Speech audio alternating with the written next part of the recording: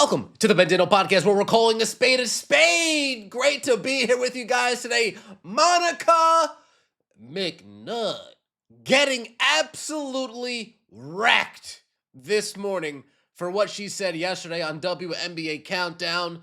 You can't make this up. Monica McNutt just loves to be in the news cycle.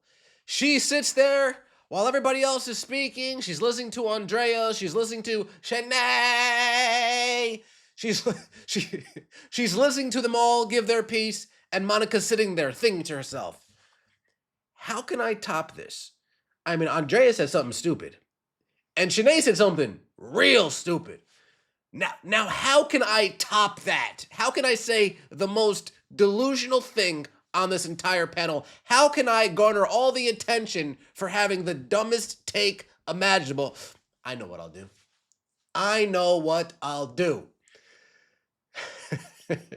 Monica McNutt just really can't help herself.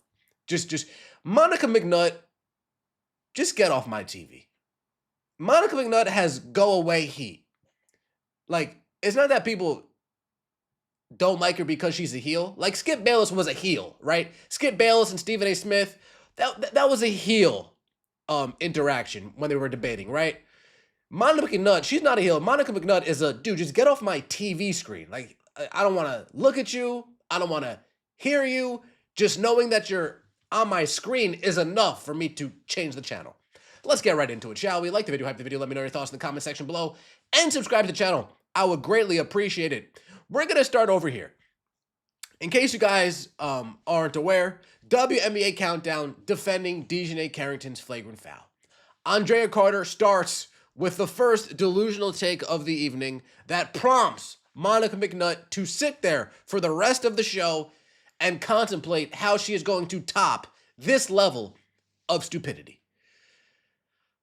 These are plays we've seen from DeJounte, right? So getting in the right position, jumping over the top, getting these transition blocks. She's always going to make that effort. So even for some of these, she's behind the offensive player coming over the top. So again, she was behind Sophie Cunningham. She wasn't able to get over the top. Had she got over the top and made that play, we wouldn't have been talking about it. She was too far behind the play. The contact above the head was too much. But that's what DeJounte Carrington does. Yeah. Like, it's not, this wasn't to me, this wasn't because it was Sophie Cunningham making the layup. Literally saying the exact same thing Stephanie White said. You can't hate Stephanie White enough. When Stephanie White and WNBA Countdown are on the same side of the issue, just assume that Stephanie White is on the wrong side of the issue. Just assume that Stephanie White is taking the side of the sisterhood instead of taking the side of her team, her players, the people that put in blood, sweat, and tears. Sophie Cunningham literally putting in blood. Caitlin Clark last year literally putting in tears. Every single night putting in sweat. Stephanie White would rather turn her back on those players and acquiesce to the black lesbian mafia. Shout out to BLM. She'd rather bow down to the sisterhood. Damn, Lisa Salters got her on a tightrope.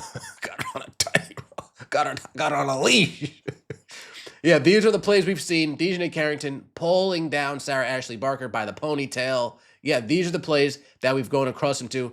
DeJounte Carrington failing and then raking back on Jessica Shepard. You know, DeJounte Carrington sliding my foot in there. DeJounte Carrington just being the clean player that she is. DeJounte Carrington going up and going down with her fingers. Folks, if you ever go like this, you've never gone like that. And if you defend that, I guess you're trying to appease people. I don't understand how you can defend that motion. There she is, hitting Kay Martin. There she is, doing the same thing she did to Sophie, to Skylar Diggins.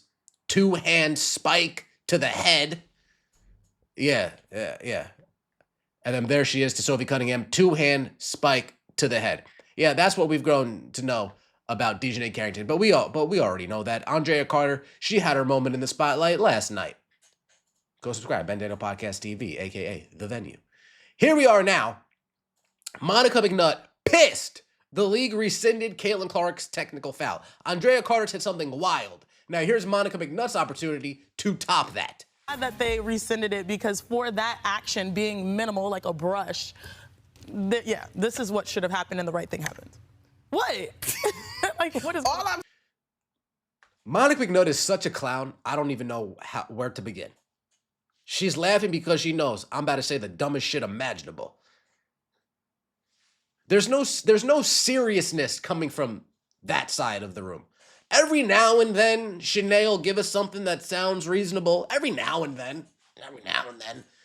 But on that side of the table, that person in green right there, in that olive green,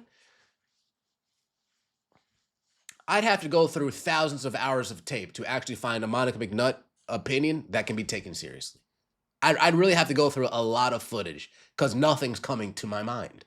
I'm glad that they rescinded it because for that action being minimal, like a brush, this is what should have happened and the right thing happened. What? Like, what is... All I'm saying is I have flashbacks to college when my teammate bumped into a coach like this and it was a problem.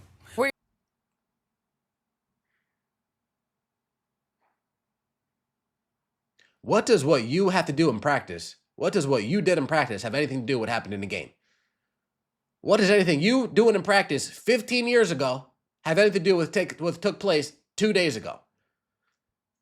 Nothing. And you're saying she bumped into a coach. Well, Caitlin Clark accidentally brushed into a referee. So maybe your coach, like that referee, needs to get that stick out of her ass. Was that player white? You know what? That's my bad. That's my bad. That's my fault. This is what should have happened and the right thing. Was that player straight? That's my bad and that's my fault. I'm getting better. I'm gonna try to get better. Happened. What? Like, what is... All I'm saying is I have flashbacks to college when my teammate bumped into a coach like this and it was a problem. Where your teammate did what? Bumped into one of our coaches this way and it was a problem. But I think when we analyze it, if Caitlin didn't say anything, it is marginal. I think rescinding it was fine. But I do understand in the moment how... Body language doctor Monica McNutt wanted her to be suspended on Tuesday because I'm assuming she's doing the WNBA countdown pre-game show for Tuesday, and Monica McNutt hates talking about Caitlin Clark or hates doing additional work. So she hates talking about Caitlin Clark. So now she's forced to do additional work to find other stories and other things to talk about for Indiana Fever games instead of speaking about Caitlin Clark. So Monica McNutt is just lazy, however you cut it. How we got here. Well, and this is why you have the processes in place for the league to be able to... That is a deep sigh. You good? Yeah, it's just always something. Yeah. That sigh was so deep, like, damn, I'm really on a show with this lunatic with the buzz cut. Yeah. It isn't that ESPN has only black women commentating on a sport where 1/3 of the stars are white. It is also that 3 so-called expert commentators, the host is okay, always lack objectivity, always see color, and are constantly practicing extreme tribalism and at times racism. Shout out to Ultimate Rankings. None of us even knew McNuttbag even dribbled on a court, and now she was crying about something that happened to her coach over 2 decades ago. Seriously, Monica McNutt is a part of the problem that is holding back the WNBA. Did Monica McNutt have any comment on how Natasha Cloud physically pushed the same ref and got under the ref's armpit with no tech? Yeah, I don't think she even mentioned that, Really Not Bears fan. I don't think she even mentioned that because that doesn't go with the narrative. That doesn't really go with the narrative. And you know she's seen the clip.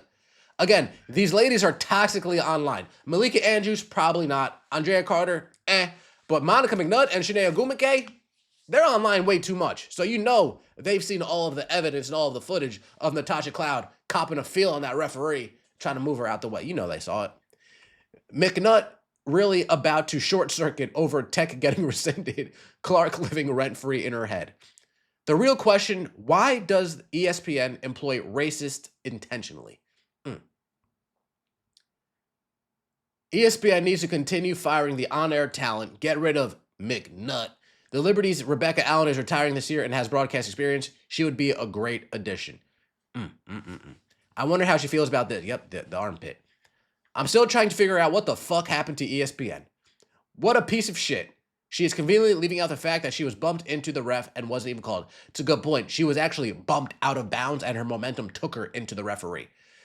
Before we go, the WNBA has a racism. Wow. There seems to be no sign of intelligence of life anywhere. This is the view for retarded sports fans. God damn. Let me know your thoughts in the comment section below. Like the video, hype the video, subscribe to the channel. That means so much to me. See you next time. As always, take it easy.